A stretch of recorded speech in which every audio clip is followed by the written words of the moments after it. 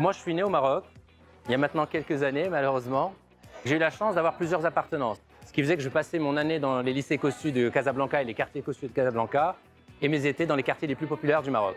Et je pense que ça, c'est une richesse incroyable parce que ça m'a donné la possibilité, sans m'en rendre compte, de voir le monde avec plusieurs lunettes. Il y a peu de vérité, il n'y a que des représentations de la réalité. Qu'on est très fortement façonné par l'environnement dans lequel on vit, donc je crois très peu au fait qu'on a une nature profonde. Je crois plutôt qu'on est façonné par l'environnement, qu'il ne faut pas avoir de regard définitif sur les gens parce qu'on est en mouvement permanent. Et ça aussi, pour le management, en général, quand on a un regard définitif sur quelqu'un, c'est une prophétie autoréalisatrice. Après, je quitte le Maroc pour aller en France. Je fais mes études à Paris et je rejoins Rothschild, une banque d'affaires. Je ne nie pas cette période. J'ai été confronté, entouré de gens intelligents, performants, mais ça ne me nourrissait pas assez.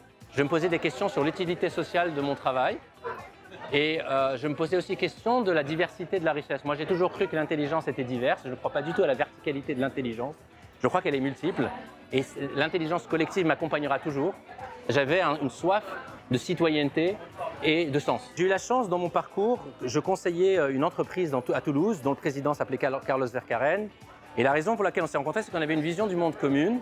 On avait une intuition qu'il y avait un gâchis humain incroyable dans les entreprises. Et au final, il y a une question qu'on pose souvent aux gens, on leur dit « Quand vous êtes le plus éclaté au travail ?» Et souvent, ils répondent « C'est quand on m'a fait confiance et quand on m'a donné beaucoup de liberté. » Et partant de cette intuition, on s'est dit pourquoi on ne croirait pas une boîte dans laquelle la confiance et la liberté seraient le cœur du réacteur. C'est pas parce qu'on a intellectualisé un truc qu'on est à la hauteur de ça. Je me suis rendu compte que j'étais le principal obstacle à la transformation des autres.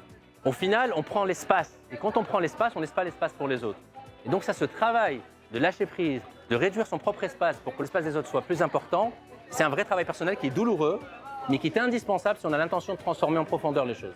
Les outils de management dont on dispose sont souvent des outils qu'on nous présente quand on est dans les écoles de commerce, etc., comme des outils de l'efficience, de l'efficacité, comme des outils neutres, apolitiques. Mais en réalité, c'est faux. Ils sont tous drainés par un système de croyances.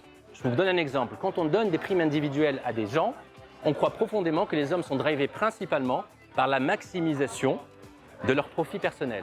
Mais moi, je n'ai pas cette conviction. Je pense que les gens sont principalement drivés par la transcendance et par le sens. Le principal défi, au-delà de transformation culturelle, etc., c'est de déconstruire les outils. Ce qui est fort dans ce genre d'entreprise, c'est que j'ai l'impression d'être moi-même. Je veux consacrer mon temps, mes ressources à des aventures qui sont encore plus porteuses pour moi de sens. On ne sera performant que si nous prenons conscience de tous nos interlocuteurs.